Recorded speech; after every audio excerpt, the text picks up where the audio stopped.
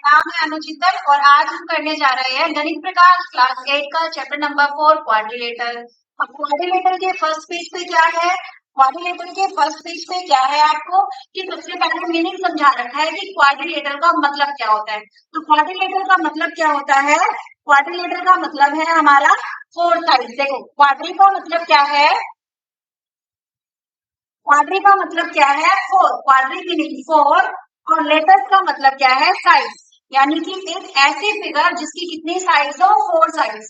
जिसकी कितनी साइड्स हो? फोर साइड्स हो, तो उसको हम क्या बोलते हैं? क्वाड्रिलेटर बोलते हैं। अब क्या जितनी भी फिगर्स है उसकी फोर साइड्स है, क्या सब क्वाड्रिलेटर होंगे? तो ऑब्जर्व करके देखेंगे।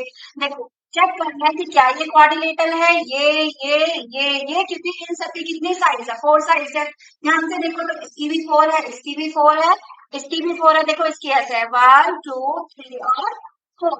इसकी भी फोर साइड्स है, इसकी भी फोर साइड्स है और इसकी भी क्या है? फोर साइड्स है। तो क्या सबके सब क्वाड्रिलेटर है? नहीं, क्योंकि क्वाड्रिलेटर जो होता है फोर साइड्स तो होती है पर चार की चार साइड जो है वो स्ट्रेट लाइन होनी चाहिए। अब आप देखोगे इन तीनों फिगर्स में ऊपर वाले में तो क्या है? स्ट्रेट लाइन है। बट जो फोर्थ और जो फर्स्ट फिगर है उसमें क्या बना हुआ है? यहाँ पर कर्व बना हुआ है। और जब भी कर्व बना हुआ है इसका मतलब वो क्वाड्रिलेटर नहीं है, बिकॉज लाइंस स्ट्रेट नहीं है। यहाँ पर साथ में क्या दे दिया? जो फोर्थ साइड है या उसमें थर्ड और फोर्थ साइड है वो क्या दे दिया? कर्व दे दिया।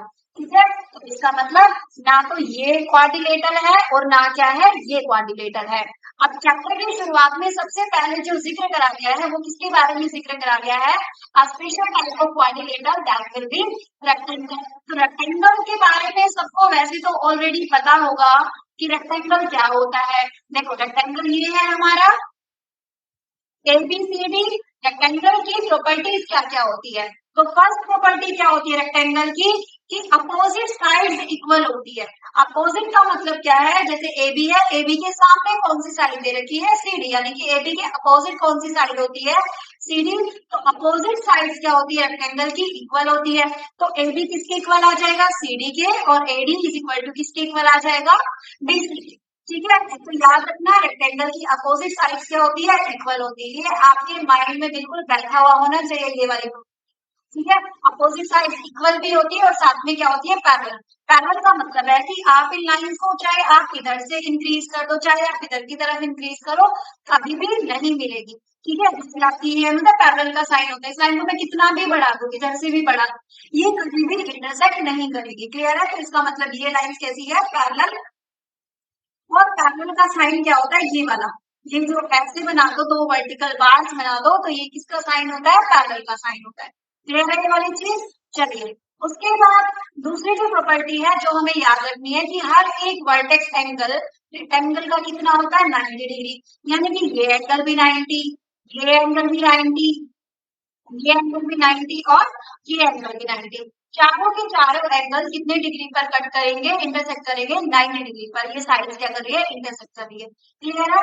दो प्रॉपर्टी हमने समझ ली। अब थर्ड प्रॉपर्टी क्या है? कि diagonals are equal and bisect each other. कि थर्ड प्रॉपर्टी क्या है? कि डायगोनल्स इक्वल है। अब डायगोनल्स क्या होते हैं? देखो ये वाले, जैसे बी और बी अपोजिट कॉर्नर्स को हमने ज्वाइन कर दिया। अपोजिट कॉर्नर्स को, ये इसका अपोजिट है और ये इसका अपोजिट है और हम AC को ज्वाइन कर रहे हैं तो हमें क्या है कि इसके डायगोनल्स भी क्या होते हैं? इक्वल भी होते हैं और बाइसेक्ट ईच अदर भी होते हैं। लेकिन जो देखो फर्स्ट और सेकंड प्रॉपर्टी तो आप याद रखोगे कि अपोजिट साइड्स इक्वल होती है, पैरेलल टू ईच अदर होता है। हर एक वर्टेक्स एंगल क्या है? 90 डिग्री है। पर जो थर्ड जो प्रॉपर्टी है वो आपको प्रूव भी करके दिखानी है। जो अगला जो पेज है उसमें जो क्वेश्चन जो है, एक कारपेंटर की एक प्रॉब्लम है कि उसके पास एक 8 सेंटीमीटर की एक स्ट्रिप है। ठीक है, जो उसको एज अ डायगोनल लेनी है। जो उसको कैसे लेनी है? एज आ डायगोनल लेनी है। मान लो मैंने ये रेक्टेंगल यहाँ पर ड्रॉ कर दिया और यहाँ पर उसको एक साइड तो क्या ले दी उसने? एज अ डायगोनल ले दी। ABCD ये जो AC है ये पूरा कितना है? 8 सेंटीमीटर है। तो वो कह रहा है कि दूसरी स्ट्रिप जो डायगोनल की है वो कैसे अरेंज करे कि AC, मान लो ये AC है तो जो दूसरी स्ट्रिप जो है ना उसके पास 8 सेंटीमीटर की, वो उसको कहाँ पर प्लेस करे? वो उसको यहाँ पर प्लेस करे, वो उसको यहाँ पर प्लेस करे, वो उसको यहाँ पर प्लेस करे कि उसका क्या बन जाए? कि उसका क्या बन जाए? रेक्टेंगल। तो रेक्टेंगल। ठीक है, तो सबसे पहले आपको क्या चेक करना है कि सबसे पहले तो हमें ये देखना है कि दूसरे स्ट्रिप की लेंथ कितनी होनी चाहिए। दूसरे स्ट्रिप की क्या होनी चाहिए, लेंथ कितनी होनी चाहिए। प्लेसमेंट की बात तो बाद में करेंगे। सबसे पहला जो क्वेश्चन इस बुक में बन रहा है अकॉर्डिंग टू कि what is the length of other diagonal. तो आज के इस वीडियो में सबसे पहले हम क्या सीखेंगे कि अगर एक डायगोनल की लेंथ 8 सेंटीमीटर है तो दूसरे डायगोनल की लेंथ कितनी होनी चाहिए। क्लियर है, यानी कि बीडी की लेंथ देखेंगे। पोजीशन की बात तो बाद में करेंगे। पोजीशन की जो बात है वो उसके अगले थ्योरम में प्रूव करने में सीखेंगे। क्लियर है, सबसे पहले हम ये चेक करेंगे कि हमें जो दूसरी स्ट्रिप जो लेनी है वो उसकी जो लेंथ है वो कितनी सेंटीमीटर होनी चाहिए मेजरमेंट। क्लियर है। अब करने से पहले, क्वेश्चन को प्रूव करने से पहले एक इंपॉर्टेंट चीज मैं आपको बता दूं कि पहले हमारी जो एनसीईआरटी थी, अगर हम उसकी एक्सरसाइज और एग्जाम्पल्स करके जा रहे हैं तो हम एग्जाम में स्कोर ठीक ठाक हमारा हो जाता था। लेकिन अब जो न्यू बुक्स जो गणित प्रकाश बनाई है वो उनका सेटअप ऐसा है कि अगर आप सिर्फ फिगर इट आउट के भरोसे रहोगे तो काम नहीं चलेगा। आपको जो बीच का जो कंटेंट है वो भी बड़े ध्यान से पढ़ना पड़ेगा, क्योंकि मुझे लगता है कि फिगर इट आउट से ज्यादा जो इम्पोर्टेंट कंटेंट है वो सेंट्रल का है। ठीक है, तो वो भी क्वेश्चन आप बड़े ध्यान से देखना। क्वेश्चन से कंटेंट है उन चीजों को समझना है। क्लियर है, तो कभी भी फिगर इट आउट के भरोसे मत बैठना। जो न्यू बुक्स है, अगर सिर्फ फिगर इट आउट के भरोसे बैठोगे तो पास या 50% से ऊपर मार्क्स नहीं आएंगे। तो बीच के कंटेंट को जरूर याद रखना है। क्लियर है, चलिए। प्रूव करने से पहले कि मैं ये प्रूव कर लूं कि डायगोनल की लेंथ किसके इक्वल आएगी, कितनी आएगी, तो उससे पहले मुझे मतलब आपको सारे बच्चों को कंकरेंसी पता होनी चाहिए कि ट्रायंगल के कंकरेंसी के रूल्स क्या है। कि आप, क्योंकि देखो मैं उसको कंकरेंसी के थ्रू इक्वल करके दिखाऊंगी।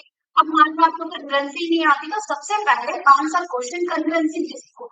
चाहे आज की वीडियो में एक क्वेश्चन सीख लो सबसे फर्स्ट कि हम जो दूसरे डायगोनल की लेंथ है वो कितनी आएगी। लेकिन उससे पहले आपको क्या सीखना पड़ेगा कि कंकरेंसी की, दो ट्रायंगल कंकरेंट होते हैं तो किस किस तरीके से कंकरेंट होते हैं। समझ में आया, चलिए। तो क्वेश्चन शुरू करने से पहले जिन बच्चों को देखो कंकरेंसी आती है वो इस पार्ट को स्किप करके आगे चल सकता है, जो मैं क्वेश्चन आपको करवाऊंगी। लेकिन जिन बच्चों को कंकरेंसी क्लियर नहीं है पहले को कंकरेंसी सीखिए। और मेरे हिसाब से 80% बच्चों को कंकरेंसी आती ही नहीं। अगर आपके पास दो ट्रायंगल दे रखे, अगर आपके पास क्या दे रखे हैं, यहाँ पर दो ट्रायंगल दे रखे हैं और यहाँ पर आपको इनको कंकरेंट दिखाना है तो उसके रूल्स क्या है। ठीक है, देखो जैसे मान लो ये ए बी और सी है और ये क्या है डी ई और एफ है। तो कंकरेंट का मतलब क्या होता है, कंकरेंट का मतलब ट्विंस, यानी कि ये वाला ट्रायंगल और ये वाला ट्रायंगल बिल्कुल सेम, लुक अलाइक, कंस्ट्रक्शन वगैरह साइज वगैरह सब कुछ एक जैसी है। तो आप कोई भी तीन पार्ट इक्वल दिखा सकते हो ट्रायंगल के। और वो तीन पार्ट कौन कौन से दिखा सकती हो, या तो आप तीन साइड दिखा दो, या तो आप तीनों की तीन क्या दिखा दो, साइड इक्वल दिखा दो। कैसे दिखा दिया हमने, A B is equal to D E दिखा दिया, B C is equal to E F दिखा दिया, B C is equal to D F दिखा दिया। तीनों साइड इक्वल होगी तो भी ट्रायंगल क्या हो गया हमारा, कंकरेंट हो गया। या फिर आप क्या दिखा दो कि दो साइड दिखा दी मान ले और एक एंगल दिखा दिया हमने, कि दो साइड हमने इक्वल दिखा दी और एक एंगल दिखा दिया कि ये वाली साइड और ये वाली साइड और ये एक एंगल। ठीक है, उनके बीच जो बन रहा जो एंगल है वो आप इक्वल दिखा दोगे तो भी ट्रायंगल क्या हो जाएगा, कंकरेंट हो जाएगा। और या फिर आप क्या दिखा दो, दो एंगल और एक क्या दिखा दो, साइड। के बीच में क्या है, साइड है। ये बीच में क्या है, साइड है। कि एंगल साइड एंगल से भी आप ट्रायंगल को क्या दिखा सकते हो, कंकरेंट दिखा सकते हो। यानी कि कोई भी दो एंगल और एक साइड जो है अगर आप इक्वल दिखा दो तो भी ट्रायंगल क्या हो जाएगा, कंकरेंट हो जाएगा। तो सबसे पहले कुछ बेसिक एग्जांपल सीखेंगे कंकरेंट के, तीन चार प्रैक्टिस करेंगे उसके बाद आएंगे हम अपने थ्योरम पर। क्लियर है ये वाली बात। अब देखो,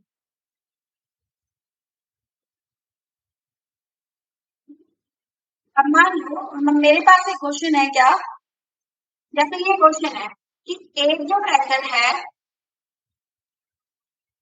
ए बी और सी, ठीक है, इसमें ए बी मान लो कितनी है, 7 सेंटीमीटर है।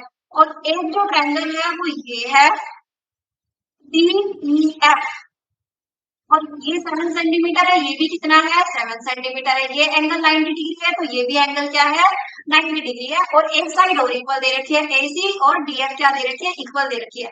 तो इसको कंकरेंट कैसे लिखेंगे, ठीक है, तो कंकरेंट कैसे लिखोगे, सॉल्यूशन में आप लिखोगे A B is equal to किसके इक्वल आ गया, डीई के इक्वल आ गया। A B is equal to किसके इक्वल आ गया, डीई के। ठीक है, सबसे पहले जो साइड इक्वल है उसको लिख दो और यहाँ पर क्या लिख देना, गिवन। फिर उसके बाद और क्या दे रखा है 90 डिग्री एंगल। ये आपको एंगल मान लो ये दे रखा है, ठीक है, इंक्लूडेड एंगल लेते हैं हमेशा। ये वाला एंगल और ये वाला एंगल क्या है, इक्वल है। तो कौन सा एंगल इक्वल है, angle B A C is equal to angle, देखो एंगल हमें सेंटर में रहना चाहिए, ई डी एफ।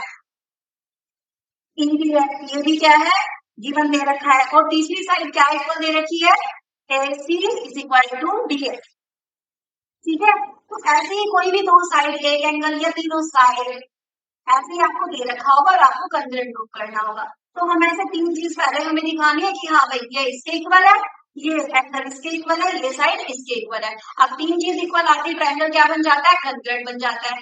अब लेकिन सबसे बड़ा जो स्टेप है कि कंग्रुएंसी लिखते कैसे हैं, कि आपका मन करे ट्रायंगल आप ऐसे नहीं लिख सकते कि आपका जो मन करा आपने इधर ए सी बी लिख दिया, इधर आपने लिख दिया कुछ भी एफ डी ई लिख दिया। अगर ऐसे कोई भी पॉइंट कहीं भी उठाकर लिख दोगे तो गलत हो जाएगा ट्रायंगल, क्योंकि ये लिखने की भी क्या है, टेक्निक है। अब वो टेक्निक सुनो कि टेक्निक क्या है, ये गलत है। तो सबसे पहले आपको क्या करना है, पहले ये देखो, जो सी भी एक साइड पहले साइड दे रखी है, हमने सबसे पहले ए बी लिखा, यहाँ ए बी है, इसको डाल दो नंबर 1, इसको क्या डाल दिया नंबर 1। और जो दूसरी साइड ए बी के इक्वल थी, इधर भी क्या लिख दो नंबर 1। ठीक है, ये क्या हो गया नंबर 1 1। फिर दूसरा एंगल गिवन था इक्वल, इसको क्या डाल दिया 2, तो इसको भी क्या डाल दो 2। ठीक है, दोनों को सेम नंबर देंगे। उसके बाद कौन सी साइड इक्वल थी, थर्ड, तो इधर भी क्या डाल दो, थर्ड डाल दो। अब शुरू कर दो, ठीक है। अब चाहे आप इधर से घुमा लो क्वेश्चन को, चाहे आप इधर से घुमा लो क्वेश्चन को, कोई फर्क नहीं पड़ेगा। हम स्टार्ट करेंगे 1 2 3 से। तो 1 कहां से स्टार्ट होगा, यहाँ से स्टार्ट होगा, बी ए सी। किससे स्टार्ट होगा, बी बी ए फर्स्ट साइड, फिर एंगल, फिर ए सी साइड। ठीक है, तो बी ए सी, तो triangle B A C content हो गया किसके, ट्रायंगल। आप देखो 1 से स्टार्ट करोगे तो यही होगा, पहले ये वाली साइड आ जाएगी ई डी और एफ। तो कंटेंट हो गया किसके, ट्रायंगल ई डी और एफ के। अब जब ट्रायंगल कंटेंट हो गया और किससे कंटेंट हुआ है हमारा, ये हमारा कंटेंट हुआ है, ये हमारा हुआ है साइड एंगल साइड से। जब भी ट्रायंगल कंग्रेंट हो जाता है तो बाकी सभी एंगल्स और साइड्स भी क्या हो जाती है, इक्वल हो जाती है। उसको हम बोलते हैं बायसिप्लिसिटी। ठीक है, अब मान लो मुझे प्रूव करना है बीसी को ईएफ के इक्वल प्रूव करके दिखाना है। देखो यहाँ पे प्रूव करके लिखेंगे, बायसिप्लिसिटी बायसिप्लिसिटी। अब आप यहाँ देखो कि देखो, अब बीसी यहाँ देखो, ये हो गया बीसी, ये क्या हो गया बीसी, और ईएफ क्या हो गया, ये हो गया हमारा क्या ईएफ। और बायसिप्लिसिटी देखो बिल्कुल सेम चल रहा है ना, यहाँ से बीसी निकल रहा है, यहाँ से क्या निकल रहा है ईएफ। तो यानी कि बायसिप्लिसिटी बीसी इज इक्वल टू क्या है, ईएफ है। आप सारी साइड देखो ऐसे ही सेम निकल जाएगी। देखो बी में किसके इक्वल है, एडी के, आप चेक करो, बी ये रहा और ये रहा ईडी, है सेम। उसके बाद इधर से देखो एसी और डीएफ, ये देखो ये एसी है और ये क्या है डीएफ है। क्लियर है, तो इसका मतलब फिर बीसी और ईएफ भी क्या आएगा, इक्वल आएगा बाय सीपीसीडी। ऐसे ही एंगल्स भी इक्वल आ जाएंगे। एंगल्स कैसे इक्वल आ जाएंगे बाय सीपीसीडी, देखो एंगल भी किसके इक्वल आ जाएगा, एंगल ई के, यानी कि ये वाला एंगल किसके इक्वल आ जाएगा, इसके इक्वल आ जाएगा। ए किसके इक्वल आएगा, डी के, ये ए है ये डी है, डी है। समझ में आया, इसीलिए मैंने आपको बोला था कि इसका एक रूल होता है, मान लो आप कोई भी साइड कैसे भी लिखो तो आप नहीं प्रूव कर पाओगे। ठीक है, सीपीसीटी कभी भी नहीं प्रूव हो पाएगा। समझ में आ गया। अब चलते हैं अपने क्वेश्चन पर जो हमें थ्योरम प्रूव करके दिखाती थी। और हमारी थ्योरम क्या थी कि एक रेक्टेंगल है, उसका एक डायगोनल दे रखा है, तो आपको चेक करना है कि दूसरे डायगोनल की लेंथ किसके बराबर होगी या कितनी इक्वल आएगी। क्लियर है, समझ में आ गया ये। चलो देखो सबसे पहले किसको प्रैक्टिस करना है, सबसे पहले आप प्रैक्टिस करेंगे कंग्रुएंसी कि कंग्रुएंट यानी कि ट्रायंगल को कंग्रुएंट करना आना चाहिए, फिर उसको लिखने का तरीका आना चाहिए। फिर ट्रायंगल कंग्रुएंट हो गया तो कैसे साइड्स उसकी क्या होती है, बाकी साइड्स भी कैसे इक्वल होती है। क्लियर है, तभी थ्योरम्स को आगे करने का फायदा है। अब हम क्वेश्चन जो हमारा है यहाँ पर दे रखा है डिडक्शन 1। डिडक्शन 1 यानी कि थ्योरम नंबर 1 कि एक रेक्टेंगल है, एक क्या दे रखा है हमें, रेक्टेंगल दे रखा है, ये ए बी सी और डी, इसमें एक डायगोनल एसी दे रखा है आपको। बीडी आपको दिखाना है कि बीडी की मेजरमेंट कितनी आ रहा है। एसी 8 सेंटीमीटर दे रखा है, एसी क्या दे रखा है 8 सेंटीमीटर इन्होंने दे रखा है, आपको बीडी फाइंड आउट करना है। क्लियर है? ठीक है। अब क्या करेंगे, सबसे पहले हम गिवन लिखेंगे। सबसे पहले हम क्या लिखेंगे, थ्योरम प्रूव करने से पहले हमें क्या लिखना पड़ता है, हर क्वेश्चन में गिवन लिखना पड़ता है। तो हम गिवन लिखेंगे। गिवन क्या है यहाँ पर, AC। ठीक है, AC हमारा कितना है, 8 सेंटीमीटर है। साथ में क्या गिवन है, क्योंकि रेक्टेंगल की अपोजिट साइड्स क्या होती है, इक्वल होती है। तो AD इज इक्वल टू क्या है, BC है। और साथ में क्या है, और कुछ नहीं है। ठीक है। अच्छा, एक चीज और भी है कि वर्टेक्स एंगल 90 डिग्री होते हैं, उसको मैं बाद में दिखाऊंगी। फिलहाल लिख लो कि वर्टेक्स एंगल यानी कि FLA is equal to FLB, ये भी क्या है, 90 डिग्री है। अब प्रूव आपको क्या करके दिखाना है, प्रूव आपको क्या करके दिखाना है कि आपको BD फाइंड आउट करनी है। आपको क्या फाइंड आउट करनी है, BD, यानी कि BD की मेजरमेंट बतानी है, किसके इक्वल आएगी या कितने सेंटीमीटर आएगी, अगर AC 8 डायगोनल हमारे पास 8 सेंटीमीटर है। क्लियर है? अब हम करेंगे सॉल्यूशन। अब सॉल्यूशन में यानी कि जो दे रखा है डायगोनल, तो AC तो लेना ही पड़ेगा। ठीक है। और दूसरा डायगोनल देखो AC, और ये क्या हो गया, BD। तो आप नीचे से देखिए, कोई भी एक साइड आप एज अ बेस आप ले सकते हो। आप कोई भी ले सकते हो, ये वाली साइड भी ले सकते हो, ये भी, ये भी, ये भी, जो आपका मन करे। फिलहाल हम नीचे वाली ले लेंगे, एक साइड हमें लेनी है जो दोनों डायगोनल्स को इंक्लूड करे। देखो, अगर मैं AB साइड ले लूं, अगर मैं क्या साइड ले लूं, AB साइड ले लूं, तो AB साइड पे आपका एक BD ट्रायंगल, अगर मैं ABD ट्रायंगल ले, देखो इन ट्रायंगल, सबसे पहले आप लिखेंगे इन ट्रायंगल ABD। ABD और AB बेस लेते हुए जो दूसरा डायगोनल जो कवर हो रहा है वो यहाँ पर AC भी कवर हो रहा है। क्लियर है? यानी कि AB अगर आप एक सिंगल बेस लेते हो, वो BD डायगोनल से भी ट्रायंगल बना रही है और वो AC ट्रायंगल से भी ट्रायंगल बना रही है, इसीलिए हमने AB ले लिया। बाकी आपका मन करे आप AD से भी ले सकते हो, BC से भी, BC से भी। और क्लियर है? ABD और क्या ले लिया, ABC, ट्रायंगल ABC। अब इन दो ट्रायंगल को हम कन्वर्ट दिखाएंगे। अब इन दो ट्रायंगल को हम क्या दिखाएंगे, कन्वर्ट दिखाएंगे। अब पहले क्या करते हैं, पहले इन ट्रायंगल्स को ना अलग अलग बना लेंगे। पहले इन ट्रायंगल को क्या बना लेते हैं, अलग अलग बना के देखते हैं। देखो यहाँ पर मैं अलग अलग फॉर्म कर रही हूँ। एक ट्रायंगल ये बना दी मैंने, A, B और D। और दूसरी ट्रायंगल मैंने बना दी क्या, अलग अलग निकाल दी। अलग अलग निकालोगे तो थोड़ा सा आसान रहेगा, A, B और C। अब यहाँ पर देखो क्या चीज किसके इक्वल है। अब क्या लिखोगे, एक तो AD इक्वल टू BC है, यानी कि AD इक्वल टू BC। तो AD इक्वल टू क्या लिख दो, BC गिवन। ठीक है, ये लिख दिया।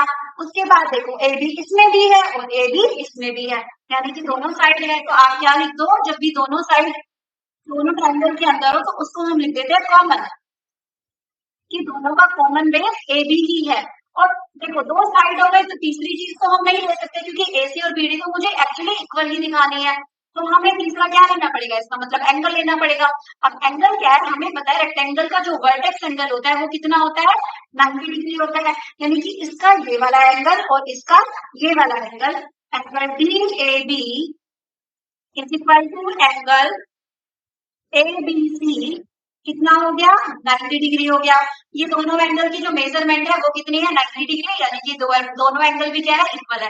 अब किसी भी ट्रायंगल को अगर हमें कंग्रेंट करना है तो तीन चीजें इक्वल आनी चाहिए। ठीक है, साइड साइड साइड भी आ सकती है, साइड एंगल साइड भी आ सकता है, और दो एंगल और एक साइड भी इक्वल आ सकती है। यहाँ पर हमारा क्या आ गया, यहाँ पर हमारा आ गया दो साइड और एक एंगल। अब ट्रायंगल तो कंग्रेंट हो गया। अब स्टेप लिखना है कि कंग्रेंट लिखना कैसे। तो मैंने आपको बताया था कि 1 2 3 करना है। क्या करना है, 1 2 और 3। मान लो ये हमारी हो गई क्या, ये हमारी हो गई 1। पहले हमने AD साइड ली, फिर ये हो गया हमारा 2, और फिर ये हमारी क्या हो गई 3। तो यहाँ पर आप 1 क्या लोगे, देखो जहां AD ली ना वहीं पर 1 लेना, क्योंकि AD की इक्वल कौन सी थी, BC थी। इसको ले लिया हमने 1, फिर इसको ले लिया हमने, उसके बाद ले लिया हमने एंगल, क्योंकि इसके बाद हमने एंगल को ही लिया है 2 नंबर पे। तो यहाँ पर एंगल को लोगे, और फिर थर्ड साइड ये हो गई हमारी AB। क्लियर है? अब हम ट्रायंगल को क्या लिखेंगे, कंग्रेंट लिखेंगे। कैसे लिखेंगे कंग्रेंट, नाउ ट्रायंगल हमारा कंग्रेंट हो गया। देखो 1 2 3 से स्टार्ट करो, 1 2 3, यानी कि DA और B। ट्रायंगल DAB कंग्रेंट हो गया किसके, यहाँ पर 1 2 3 से स्टार्ट करोगे तो CBA, CBA, और किससे हुआ है ये, यहाँ पर आप साइड में लिखोगे साइड एंगल साइड से। किससे हुआ है, साइड एंगल साइड से। अब जब जो दो ट्रायंगल है वो कंग्रुएंट हो गए तो उसकी बाकी सब साइड्स भी क्या हो जाती है, इक्वल हो जाती है बाय सीपीसीटी से। सीपीसीटी का मतलब होता है कि बाकी सभी अगर दो ट्रायंगल कंग्रुएंट हो गए तो आपकी जो अगर दो साइड इक्वल है तो तीसरी साइड भी क्या हो जाएगी, इक्वल हो जाएगी। ठीक है, corresponding parts of all sides of all triangles. Clear है? तो अब हमें क्या देखना है, एसी। पहले एसी देखो, एसी ये है तो एसी के इक्वल कंग्रुएंसी के अकॉर्डिंग एसी ये है तो एसी के इक्वल क्या आनी चाहिए, बीडी। एसी के इक्वल क्या आनी चाहिए, बीडी। यहाँ से आ रहा है, देखो एसी के इक्वल क्या आ रहा है, बीडी। यहाँ लिखोगे, यहाँ पर आ रहा है AC is equal to BD by CPC, by CP CP, यानी कि दोनों डायगोनल की लाइन क्या हो रही है, इक्वल आ रही है। यानी कि अगर एक डायगोनल हमने 8 सेंटीमीटर ले लिया तो दूसरे डायगोनल की मेजरमेंट भी कितनी आएगी, 8 सेंटीमीटर आएगी। क्लियर है ये वाली बात? तो यहाँ से क्या प्रूव हो गया, हेल्प प्रूव दैट कि diagonals of a rectangle are always equal. हमने क्या प्रूव करा है इस थ्योरम से कि diagonals of a rectangle are always equal. यहाँ लिख दूं मैं, देखो यहाँ लिख रही हूँ, उसके बाद लास्ट लाइन यहाँ लिख, ठीक है। हाँ इधर,